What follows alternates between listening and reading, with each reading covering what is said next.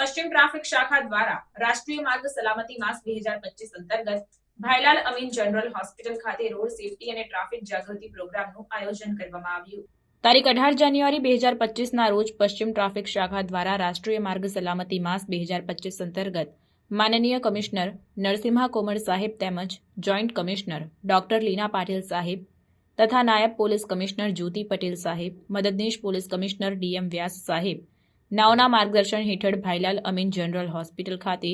Road safety અને traffic જાગૃતિ પ્રોગ્રામનું આયોજન કરવામાં આવ્યું હતું, જેમાં હોસ્પિટલના એમ્બ્યુલન્સના ડ્રાઈવર તેમજ નર્સ તથા અન્ય સ્ટાફ આશરે 220 જેટલી સંખ્યામાં જોડાયો હતો, જેનો હેતુ લોકોમાં ટ્રાફિક નિયમો પ્રત્યે વધુ જાગૃતિ આવે તેમજ અકસ્માતોમાં ઘટાડો લાવવા લોકોની નૈતિક જવાબદારી શું છે તે વિશે સમજ કરવામાં આવ્યા હતા, તેમજ ડ્રાઈવરોએ વાહન ચલાવતી વખતે શું સાવચેતી રાખવી જોઈએ તેમજ હાલની ટ્રાફિક સમસ્યામાંથી કેવી રીતે બહાર નીકળવું તથા અકસ્માત થતાં કેવી રીતે અટકાવી શકાય તેના વિશે વિડીયોના માધ્યમથી માહિતી આપવામાં આવી હતી। આ ઉપરાંત અકસ્માતો રોકવા શું કરવું જોઈએ તેમજ અકસ્માતમાં ભોગ બનેલા પરિવારની પરિસ્થિતિ પર